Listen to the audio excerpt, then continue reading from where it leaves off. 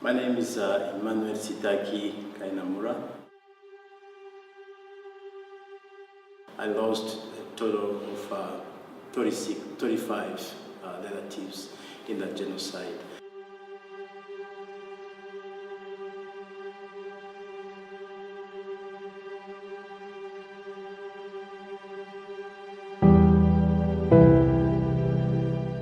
Even for us, we don't know if tomorrow we're going to survive.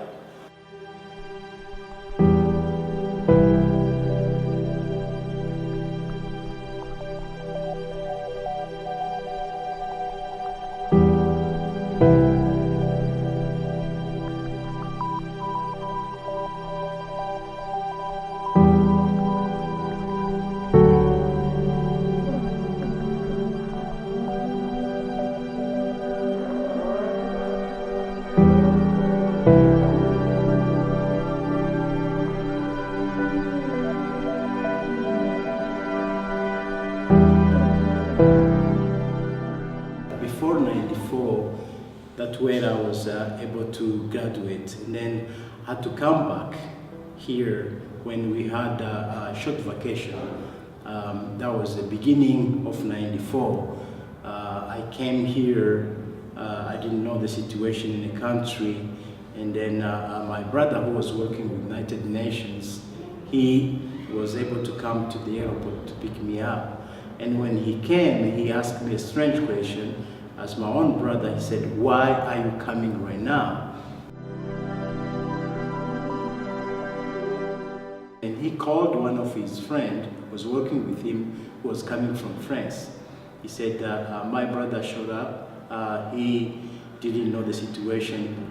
Would you willing to take him back the next day?" And the guy said, "Yeah, I can give him a ride." So the next day, I had my round trip ticket before coming. So the next day, he came, he took me to the airport. On our way to the airport, we passed through a soccer stadium, and this stadium was just full of Tutsis families who were just waiting to be killed. I asked the question, this guy said, "Why these people are in the stadium?" And he said, "I agreed to give you a ride, don't ask me any question." The next day, there were just French troops who were controlling the airport and the immigration. And then the police officer waved me in. He said, "Present your identification card."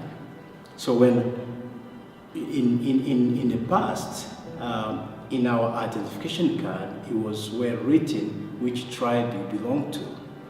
And that was the shortcut to identify who belonged to which tribe to being killed or being saved.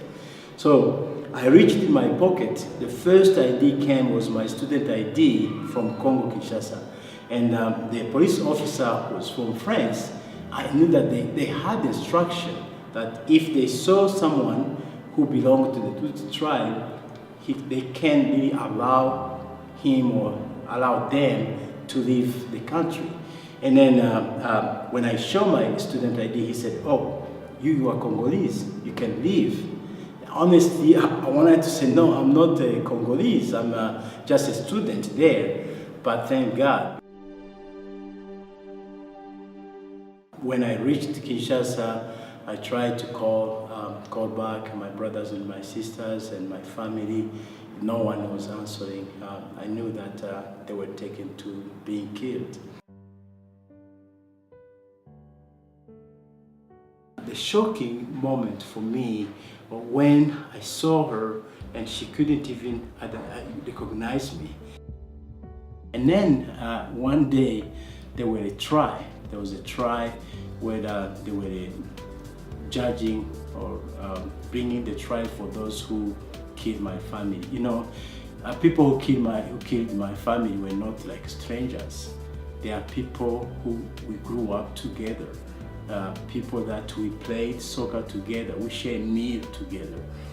They were neighbors. They were not like strangers. And then when I got there, I saw these guys. I know them by names. They're the people that we grew up together. We went to the primary school together, and they were friends. We were friends with this, but just they become like killers like that. So when I saw them, God did something in my inside that I would really never forget. Because when they saw me, actually I think they didn't know that I survived. They knew that they exterminated our family. Before stepping out, it was hard for me to think even how I can be able to forgive these people who killed my family. It was impossible as a human being. But by God's grace, I was able to extend that forgiveness for these people.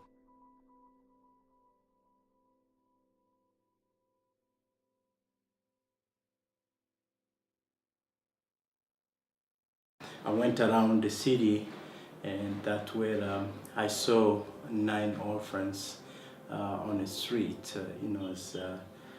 It was hard to see these kids on the street, helpless and hopeless. They didn't have anyone to carry for them.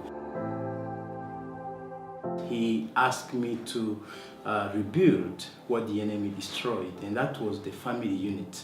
And that's when I sensed God asking me to bring orphans and the widows together.